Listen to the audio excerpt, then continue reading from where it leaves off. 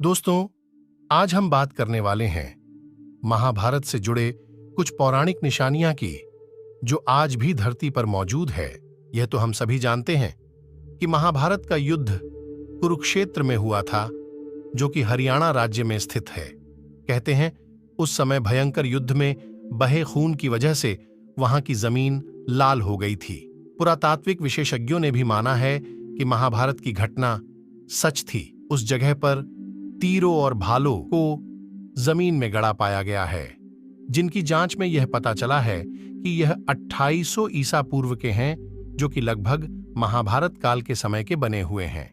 आप महाभारत में अर्जुन के चक्रव्यूह के बारे में जानते होंगे, लेकिन आपको पता है इस चक्रव्यूह का जीता जागता सबूत आज भी मौजूद है। हिमाचल प्रदेश के हमीरपुर जिले के 16 सिंहावी धार के नीचे बसा राजनोड़ गांव एक ऐतिहासिक स्थल के रूप में मशहूर है। यहां पर पांडव अज्ञातवास के दौरान रुके थे। इसी समय अर्जुन ने यहां पर चक्रव्यूह का ज्ञान प्राप्त करके उसे पत्थर पर बनाया था, जो आज भी यहां मौजूद है। इस चक्रव्यूह को ध्यान से देखने पर पता चलता है कि अंदर जाने का रास्ता तो साफ दिखाई देता है, लेकिन बाहर आने का रास्ता पता नहीं चलता। इस जगह को पीपलू किले के नाम से भी जाना जाता है। भगवान श्री कृष्ण को द्वारका का राजा कहा जाता है और महाभारत में इस बात की जानकारी मिलती है।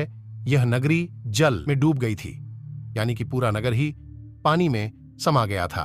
आपको जानकर आश्चर्य होगा, पुरातत्व विभाग को गुजरात के पास समुद्र के नीचे एक पुराना शहर मिला है और इसके सबूतों से यह पता चलता है कि यही द्वारका नगरी है, जिसका वर्णन महाभारत में किया गया है। कुरुक्षेत्र के पास ही भारतीय पुरातत्व विभाग को खुदाई के समय बेहद ही विशाल आदमी का कंकाल मिला था, जिसको देखकर यह पता चलता था कि यह कंकाल किसी साधारण मनुष्य का नहीं है। तभी यह बात उठने लगी है कि यह कंकाल घटोत्कच का है। महाभारत काल के घटोत्कच के बारे में तो आप सभी जानते होंगे। जब भीम और हिडिंबा का पुत्र घटोत्कच महाभारत के युद्ध में लड़ाई करने आया था, तब कर्ण ने अपनी शक्ति से उसको मार दिया था। महाभारत के महाकाव्य में दिया गया घटोत्कच का वर्णन भी इसी कंकाल के समान है। पौराणिक कथा के अनुसार जब महाभारत के युद्ध में पांडवों द्वारा अपने रिश्तेदारों का खून बहाया गया, तो भगवान शिव उनसे अत्यंत क्रोधित हो गए थे।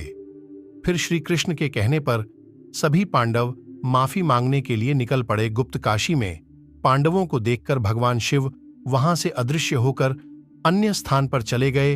इस स्थान को केदारनाथ के नाम से जाना जाता है। फिर पांडव केदारनाथ भी पहुंच गए, लेकिन भगवान शिव उनके आने से पहले ही बैल का रूप लेकर वहां उपस्थित अन्य पशुओं के झुंड में शामिल हो गए।